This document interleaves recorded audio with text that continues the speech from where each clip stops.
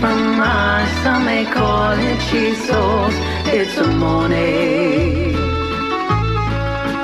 You can put it in a lasagna tin, make it thick or thin, and do it your way. When you make bechamel and you add cheese as well, it's a morning. You're listening to Rebecca Bowen with Quite a Stir on Radio Cardiff 98.7 FM. Good evening, you're listening to Rebecca Bowen with Quite a Stir, and tonight we are taking your taste buds on a trip to Thailand without leaving Cardiff. I'm joined by Tuk Tuk Thai, the restaurant that's bringing the street food buzz of Bangkok right here to our city. We'll hear the story behind the name, discover their most popular dishes, and dive into the world of flavour, spice and street food vibes. Welcome to the show. Hi, thank you. Thank you for having me. Pleasure's all mine. Would you like to give anyone, your family and friends, a shout out? Of course. Shout out to my sister. I hope you recover quickly with procedure, and obviously the team at Tuk Tuk for making the restaurant for what it is today. Oh, I love that. I've got a shout out myself, actually. We've got some loyal listeners in now. One being George, our furry friend from Barguide, the beautiful black lab who listens religiously every week. Georgie boy, how are you this evening? We're going to go in with our first song, and it's his favourite number. It's Chronic Skanking Sweet. Radio Cardiff, hotting up the airwaves. Welcome back to the show. We are joined with Sean of Tuk Tuk Thai. I keep getting told off by the engineer not to introduce the name. I'm awfully sorry. No problem at all. First of all, the name Tuk Tuk Thai is so much fun and instantly makes me think of Thai's famous Tuk Tuks. Tell us the story behind the name and how the restaurant began. So the name, we wanted to keep something where everyone can pronounce. Tuk Tuk's very easy. You can't really mispronounce that. Yeah. And we started when around our first year of uni, when I went to Cardiff Uni to do engineering. Okay. My close friend, he was the one who started the whole business. He was an international student from Thailand in Bangkok, and he came to Cardiff, and he realized there was no good Thai restaurant at all. Okay. So he was disappointed. And a few weeks of getting to know him, he comes and sits me down and be like, Sean, can you help me with opening a restaurant? And I was like, okay, mate, we only started uni, and now you wanna open a business? Why? He said, I want the challenge. I want to see how to do business in the UK. Okay. Because to be fair, business in the UK is actually quite difficult. You know, the licensing and everything that revolves around operating a business is quite technical. Compared to Thailand, it's not as technical. Right. And so he wanted the challenge in itself, and he decided that he would like find a small location and keep it simple. Focus on the food. That's it. Have a fixed amount of budget. Focus on the food. So funny enough, he brought his maid that he grew up with in Thailand. Oh yeah. She's never left the country, and her first visit outside of Thailand was the UK, simply to train someone to learn how to make the food to then work at the restaurant. So he can eat the food he grew up eating in Cardiff. Makes sense. And he did it as well alongside as a very generous offer to his friend. So her friend Amy had a mother called Anchali, and she had a little kind of kitchen selling Thai food from her house, and it was quite enjoyable, but she never really scaled it up. So he wanted to give her the opportunity to open and operate a restaurant. That's nice. He had someone to bring in to teach her how to make the food he wanted, and he would just focus on operating the whole thing. But that was about 6 years ago when we first launched. It was about during our second year in uni, and then after operating for a year, it was quite tedious. Opening a kitchen, operating a kitchen is not the same as running a restaurant. It's two separate different things. And she didn't want to carry on anymore. So, whilst I was in the background, assisting him with where to find the vendors, what type of location to pick, what type of floor plan, like from my experiences when I was growing up in a restaurant, I kind of gave him the inside knowledge of Cardiff. Yeah. And he said to me after that year operating that Anchali didn't want to be involved anymore, and asked me if I wanted to take her share from her and operate it myself. So I was thinking, that's a lot of responsibility. It is. Considering I'm still in my second year of uni, and I kind of want to enjoy my time here and focus on my degree, because going to uni is not cheap. And so I said to him, I will do my best, but don't expect too much from me. I will help, but I won't be a full-time employee. My priorities are for university, Of course. which he understood. But COVID hit. After a few moments, COVID hit. So that restaurant was actually closed for another year and a half, give or take. And it closed up to the point where I graduated my master's. Oh, wow. Yeah. Congrats. Thank you. And when I graduated my master's, that's when I committed to do it full time. Because Right. at that point in time, there weren't many jobs going around. No. It was either just working logistics in Tesco's or in Amazon. Because back Yeah. then in COVID, everyone's spending the money online. Of So course. then I decided, you know what? Let's just give it a crack at it. I grew up in the restaurant business, never had the chance to work in the restaurant properly. Okay. Let's see if I could figure it out. Without any formal training, I had one chef to work with and myself. And then we just Amazing. said, let's give it a crack. And now it's become the Tuk Tuk Thai you know today. I love that. And your chef is from Thailand. Yes, there's two individuals who are from Thailand who were born and raised. Well, the head chef, he was actually a teacher or mentor for kitchens in Chiang Mai, teaching tourists how to make pad Thai, Oh, pad wow. krapao, and all the curries that you would know and love. Oh, wow. Do you offer any family recipes, any signature creations unique to Tuk Tuk Thai? We are still establishing our signature. Right now, we just want to do the simple, interpretable dishes well for this market. Not many people have much exposure with Thai food, especially with the spicy and the sour and umami flavors from dishes. Typically, Western cuisine is either salty or sweet or Yeah. salty and sour. It's like 2 to 3 profiles, whereas Thai food is all 5 all the time. So at the start, the restaurant's dishes were extremely Thai.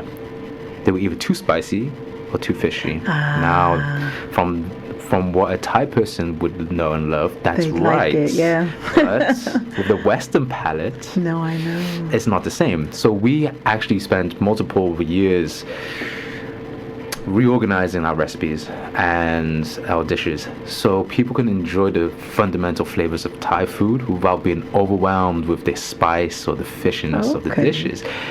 Unfortunately, most of our dishes should be spicy, but because of the clientele, only maybe a handful are actually spicy. Right. The rest is just all the profiles besides the spice. Okay. Yeah, if we have to add spice, it would be pepper, which is a little bit annoying because some of Yeah. these dishes really fry with a little bit of dash of chili here and there. So when it comes to Thai people or people who handle the spice, we also give them the option that if you want it spicy, we can cater to that as well. Yeah, I love that. Why Cardiff, essentially? Because you could have opened it anyway, really. What drew you to Cardiff? Cardiff, for me, was always, at the time we were in Cardiff University, so we didn't want to venture too far out. And Cardiff was a place that I knew quite well, being here all my life. I grew up around Kincoid, and I kind of explored that area, but there wasn't much. And we were looking at locations, and they were somewhat affordable. And we had a lot to choose from at that time. With the convenience of university, we thought, convenience of being in Cardiff for uni, it helped out with the time with our schedules. Yeah. And we decided in Cathays because at the time we kind of knew the area well for being a student there. But Cardiff in general never really had great representations for Southeast Asian cuisine. Okay. East Asian cuisine in general. Yeah. So we thought, why not just capitalize on the gaps in the market? Even right now, there are massive gaps in the market in Cardiff. There's oversaturations of certain cuisines, but not enough representations for example, Korean food. There is maybe one Korean restaurant in Cardiff, but are they representing the culture as well as it could be? I don't think so. Okay. So at the time, it was the same thing for Thai food. there wasn't a good representations for the quality of food. Okay. So once we figured that out, we then started building what makes a restaurant great, And we looked around, and Cardiff lacked, like, there are not many locations that had the ambience, the atmosphere, the consistency in food, the quality in food, and that kind of Instagrammable feature. At that time, it was only up and coming. So we kind of had to, bear in mind, I was only 22, 23. I don't use Instagram. I don't know what is Instagrammable, like what makes things Instagrammable. So we brought in someone that did, and we just said, you know what? Whatever we made up to this point, let's now try and invest it so this restaurant becomes more of a restaurant. Because at the time, the restaurant, when it first started, was purely IKEA furniture, some painting on the wall, very homemade. And then we thought, if we want to really elevate this restaurant to something noticeable, it has to become noticeable. So then we brought in an interior designer to help with the whole entire, bringing the whole space to feel like you're in a tropical location or even in the streets of Bangkok with what budget and materials we had available. Yeah, so we knew how to position ourselves in Cardiff because we were from Cardiff, living in Cardiff, and we've pretty much been to many of the restaurants that were existing at the time. So we thought, there's no doubt we'll do it there. Well, do it here. That sounds amazing. I just want to ask another question. Go for it. I studied at Cardiff and Vale College, level 2 professional cookery, but before that we did like a fast track 12-week thing. And at the beginning of that, there was a French pastry chef, and he said, if you want to open a restaurant, his name is Eric, I believe, you need 2 million. Do you agree with that? Whoa. That's what I thought. That's way too much. I know startup costs and budgeting can be ridiculous, right? But you're talking bringing in all these people. I thought, wow, if you need 2 million. Yeah, that's way too much. So he's exaggerating there? Way exaggerating. Oh, so if you want to build a restaurant from start to finish, 2 million will get you there, more than get you there. But for my experience in Cardiff, we started with 20,000. Wow. So there you go, Eric. Yeah. So no disrespect, but but bear in mind, it was very simple. It was extremely simple. We had the license, we had basic furniture and some fridges. But to this day, we probably poured in around 6 figures to make Tuk Tuk what it looks like today. Oh, it looks amazing as well. Thank you. 2 million is enough. I mean, you can actually open something very respectable, maybe in London. Okay. That's a. I thought that when he said it, it was like really. Yeah. Even when I purchased, so I also have another location, and that only required on the low end 6 figures. If we're talking about millions now, you might have enough to operate. Like we could probably expand Tuk Tuk to 5 different locations. Okay. Yeah. So you do have another location. Yes, we have about 4 different. I didn't know. Yeah. So I don't really publicize. I'm sorry. What I do, because I think a lot of times I want people to focus on the product, rather than the person behind it. Okay.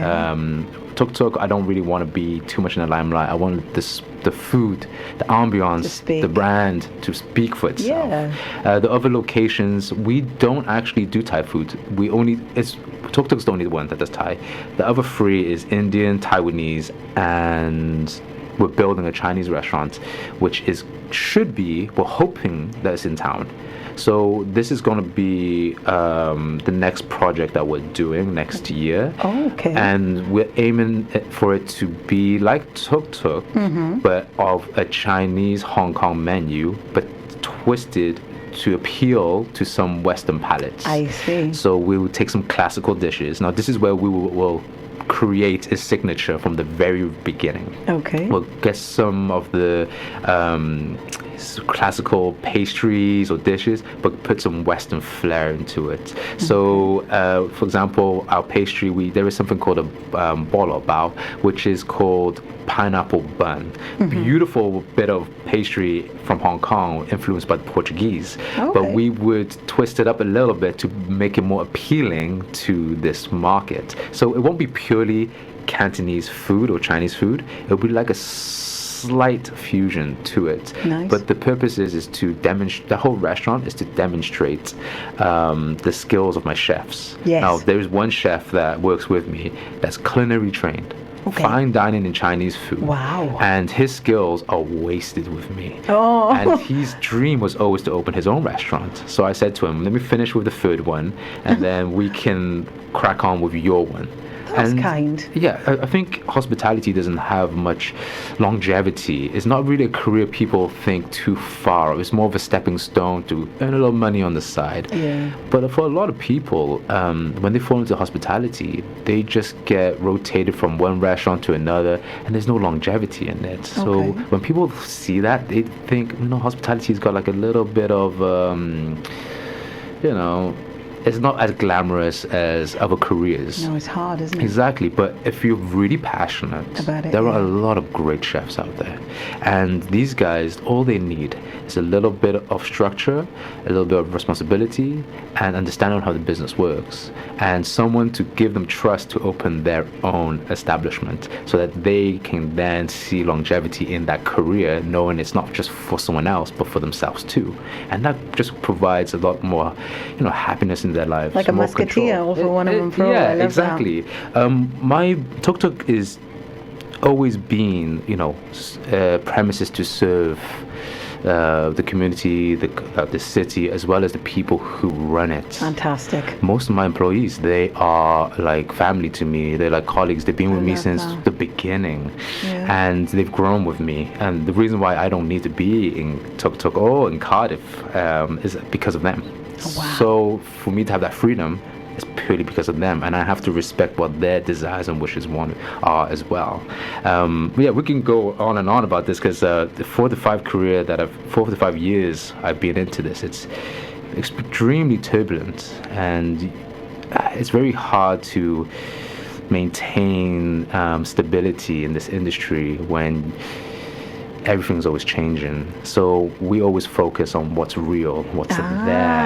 Yes. The Instead of people. bending to the trends. Exactly. Excellent. Exactly. Because if you start doing that, you're no longer in control. Exactly. And we want to be sure that what we're building makes sense. So when you asked me earlier about signature, we're trying to establish our own signature, but we're Okay. trying to also survive with what's going on. Yes. So It is it's the difficult. balance of both. And if you're not adaptable, that's just gonna really be your Achilles heel, if anything. Yeah, I love that. You're listening to Rebecca Bowen with Quite a Stir on Radio Cardiff 98.7 FM. Welcome back to the show. We are joined with Sean of Tuk Tuk Thai, and he turned 28 last month. That's all he is, guys and girls, 28, and he's a marvel. I can't get over him. So I'm going to dive straight in. Thai food is known for balancing flavors, as we were just talking about: sweet, salty, sour, spicy. Have you seen that viral video of Gordon Ramsay being told his pad thai isn't good? I don't know whether you have or not. But for a chef of his caliber, he should know how to do that. Yeah. It's actually hilarious. How do you achieve the balance in your cooking? Being native to Thailand obviously helps with your chef. Do you know what I love about that video was You saw it, yeah? the facial expression from that Thai chef, I the way know. he had given that bombastic side eye, eating it. I was like, okay, Gordon, you didn't figure it That out. went viral. How It he went didn't get huge, that? Yeah. But to be fair, Gordon Ramsay is, French trained. He does very bistro style food, and now he's adapting his knowledge to everywhere else. Like, Yeah. he is one of the most acclaimed chefs in the world in history. But with Thai food is relatively new in comparison to what the Thai food we know. Have you ever heard of the Thai government introducing pad Thai or certain dishes now? It's the national dish, isn't it? Yes, but it was for tourism purposes. Okay. So they would establish these dishes so that tourists will come and try it out. But Thai food, people in Thailand don't actually eat pad Thai. Really? No, it's Thai food in Thailand is pad krapao and rice, or grilled food. So pad krapao is minced meat in basil, chilies, It's hot. My and brother loves that one. stir fry sauce. That is it's very rustic food, and a lot of grilled meat, like grilled pork, chicken, beef. Thai food, Fish, maybe? yeah, fish as well. Fishes, yeah. Depends on the region. Hands down, Thai food is Thailand has the best representation of all cuisines in my mind. Like if you want great Japanese, Korean, Chinese food, Thailand does it well, extremely well. That's why I spent a lot of time there. But going back to the question, it's very difficult, especially if you don't have much experience with it. So for us, my chefs are the filter. I will ask them to make me a certain dish. For example, currently the latest introduction to our menu was the crab fried rice. And the crab fried rice is very popular in the street foods of Thailand, and crab is a very popular protein that they would use, but crab is not really indigenous to Cardiff, so we can't really find crab laying around. So we had to kind of experiment with what we had, but ensure that it was still somewhat profitable. So he would make it as Thai as possible. I would say to him, go crazy, just make it as you would make it at home. And so he does. And I find it a little bit too sour, a little bit too bitter. So he will essentially make the dish as it should be. Okay. Then I will taste it to then balance out the profiles. And then that's how we know it might work. Because the beautiful thing about my situation was that I was born in an Asian household, but raised into a Western environment. So I have my experiences with Western foods and also Asian foods. So finding that nice middle ground that's my duty. And with the menus, we, for example, would develop new dishes, but we try to incorporate Thai fundamental flavors. If you really want as authentic Thai food as possible, Tuk Tuk might not be the place for you. If you want like the dishes that they'll make in Thailand, I would always suggest go to Thailand, or there's another place in Albany Road I've heard great things about. They would do fundamentally authentic Thai dishes, but we're trying to cater to everybody. And that, for example, people who can't handle spice, you're welcome. People who only can eat halal proteins, you're welcome. We have a mixture of everything. So that we don't kind of alienate certain demographics. So the balance that we're trying to achieve right now is Thai dishes, more classical Thai dishes like grilled meats, grilled fish, but done with the produce that we can achieve here. Or we will bring in like Western dishes that are very interpretable, like a cheesecake. Everyone loves a cheesecake, or like a chocolate cake. But we would bring in Thai ingredients like coconut, mango, passion fruit, galangal, lemongrass. Thai tiramisu, Thai tea. Thai tea tiramisu. So we try to make our dishes as interpretable as possible for the people of Cardiff or anyone else coming to eat with us. So without desserts, it's like the best way to kind of feature what we're trying to achieve. We have an amazing American baker. She's I've always hallmarked a great restaurant by the standard and quality of the desserts. Now, if a restaurant can't do a dessert, it's not a great restaurant. A lot of places would be like the dessert is maybe a frosted cheesecake or some ice cream, right? No, I can't do that. You can really tell a hallmark of a great restaurant by just the desserts. I love that. So we have a baker that just handles all our desserts, all our sauces, and some of our developments. And I had this banana. You might be thinking, okay, banana cream pie is an American dish, right? But when I was in Thailand, I went to a barbecue spot in Bangkok, and they were so famous for the banana cream pie that only one table can only order one. It's so popular, every day it sells out. We really only went there for the dessert. So we tried the barbecue. It wasn't bad, but that banana cream pie was absolutely sensational. Really? So I had like dreams about it. I love it. And I was like, I need this. The base, was it biscuit? Was it pastry? It was biscuits. It was a biscuit one. Okay. But it's the choice of banana you use and how ripe they are when you incorporate into the pie. So I just went to my baker. I said, I know it sounds weird, but can we do like a banana cream pie in the restaurant? And she goes, it's not Thai. And I said, hear me out. Now, it doesn't necessarily have to be Thai. We're not trying to achieve pure Thai cuisine. We're getting to the point where we're trying to develop Tuk Tuk into my experience of Thailand. Okay. And what highlighted it for me, and I said, we need this banana cream pie. And bananas are very indigenous in Thailand, very popular. The bananas there are not like the bananas here. The produce there is different. So we can kind of market it as Thai. But fundamentally, everyone loves bananas, and throw that into a cream pie, everyone's gonna have a good time. So we did it, and it's super popular, and we're not as popular as the place in Bangkok, but people don't question it. They just eat it, and they're like, you know what, that's a great dessert. The dream of a dessert. So desserts are amazing because a lot of people have a sweet tooth.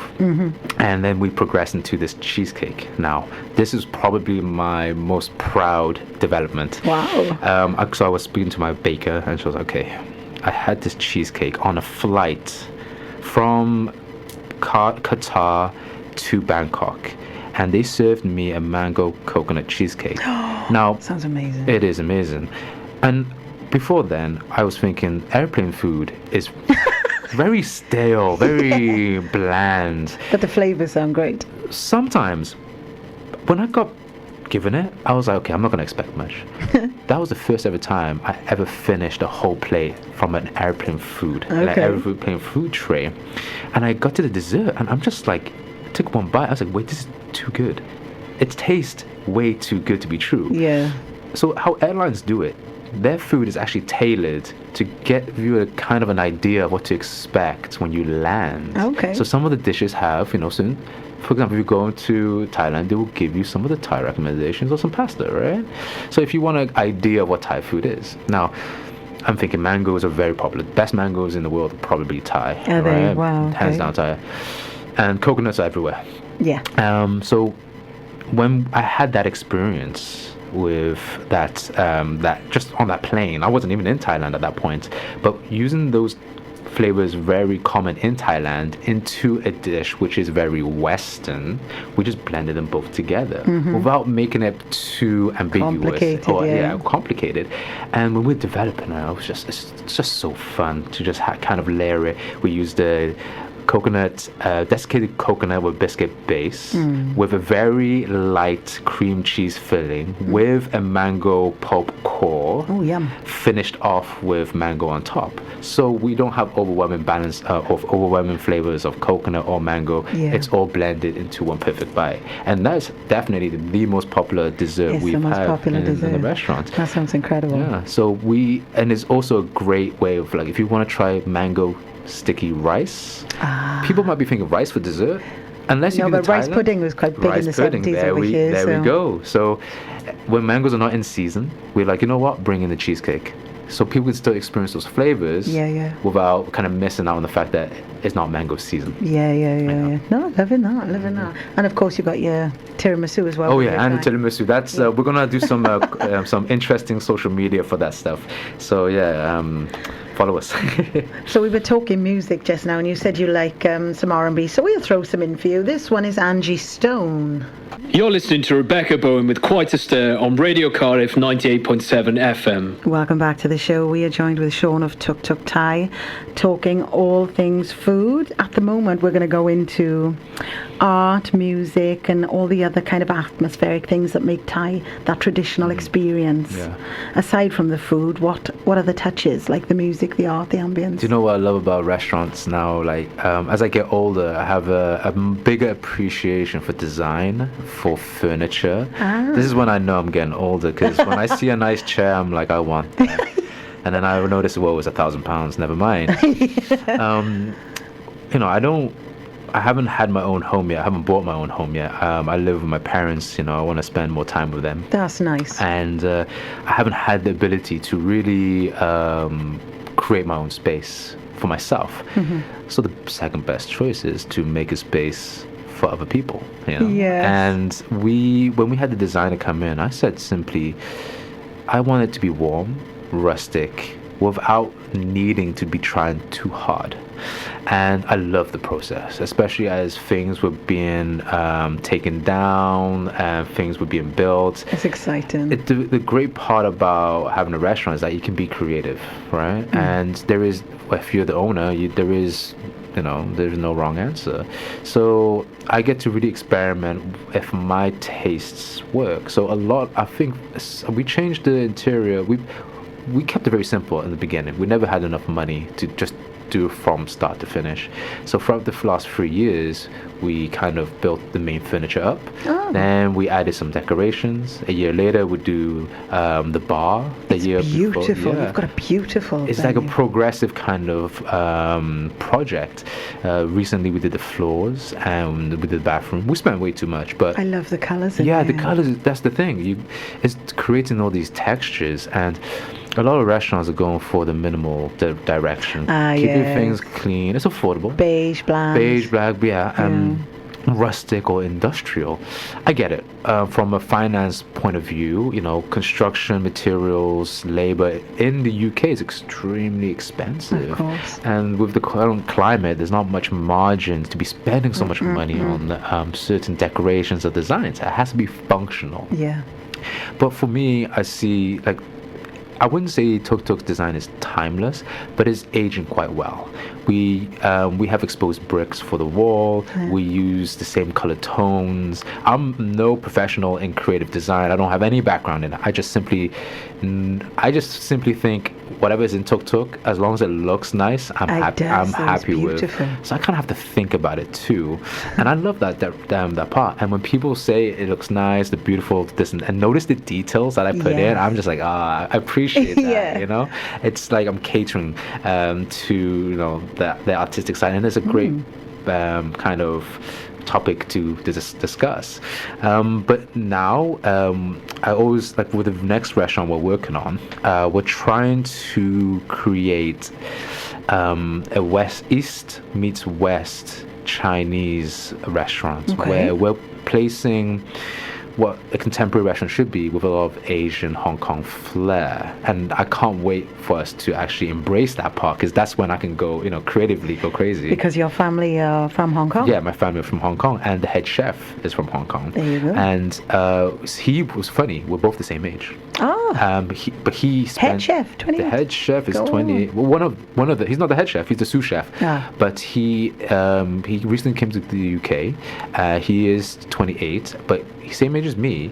But he was born and raised in Hong Kong, whereas I was born and raised in Cardiff. Both same culture, but different environments. Yes. Now he understands food and restaurants his way. I understand it this way. So we're trying to come to a kind of blend of both, so it both works for us.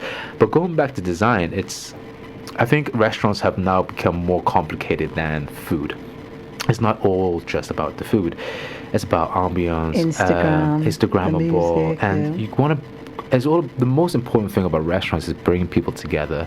A couple celebrating anniversaries or graduations or birthday parties. Now people want to celebrate it in a space where it's warm and inviting. So if you can produce something like that, the food's just a cherry on top, And if the people are having a nice, our restaurant's tiny. It can only fit like 28 people. And it's quite a squeeze. Even people are quite packed in together. People don't mind. No. Because they understand it provides that warmth, that ambience as well. So it's nice. It's fun to kind of provide function into designs as well, but to be creatively free. Like sometimes you decorate your home, you're like, is it necessary? It's quite expensive, but for me it's all functional. We choose wooden chairs to match the wooden tables, or to match the wooden furniture, to give that kind of natural look to it. And then the exposed brick brings in that rustic redness into the red hue. We use ambience lighting rather than harsh lighting, so we do like a yellowish glow through. So when the sun goes down, it looks amazing at night. I think at nighttime, that's when the place shines. Okay. Yeah. Very fun. I love it.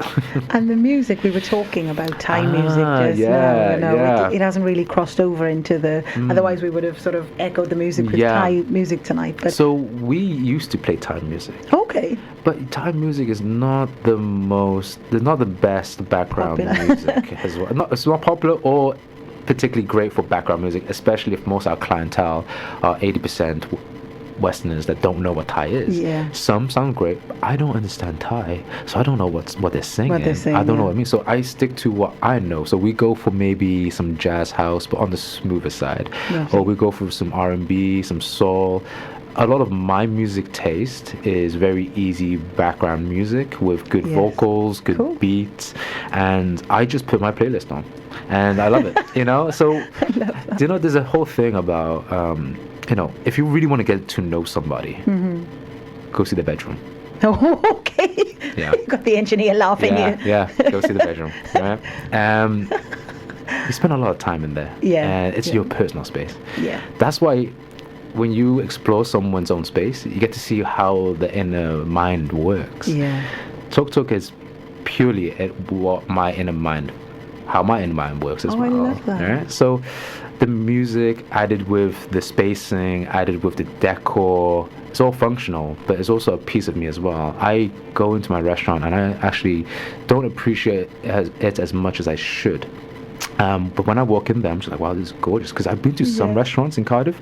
I get it. No one's as stupid as me to spend that much money on decorations. But, once you've done it, you've done it. You can tick it off your list. There are some restaurants that it's nice, but it lacks character. Yes. It lacks feel. It lacks soul, right? Yes. It feels fundamentally functional and just to try to embody the cuisine they're trying to create. So I went to a Japanese restaurant and yes, it's Japanese, but nothing about it felt Japanese. No. Right? Okay. And we also brought in a friend of mine.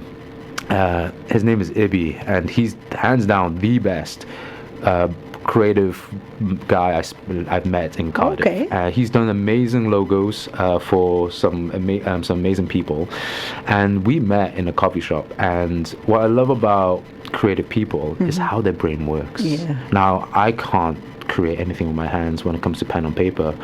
This guy is like a maestro when it comes to this. Okay. He was the one who elevated our restaurant's look to what it is today. Now, people don't understand the power of branding. No, I know. Not until you've been in my position. I didn't think too much of it. I looked at my logo, I looked at my signage, and I was like, it doesn't fit quite well. It looks like an afterthought. Now, Ibi, he's great at what he does. You pay the best to achieve results and nothing else. If it's fast, if it's slow, nothing else. Now, he designed some amazing logos for some sportsmen, and the process was beautiful. The way he goes from ideas to drafts to final pieces is beautiful. How he incorporates details. Now, details for me is always going to be the hallmark of a great design. And the way he made Tuk Tuk logo, the colors, the layout was all functional, but it doesn't look functional.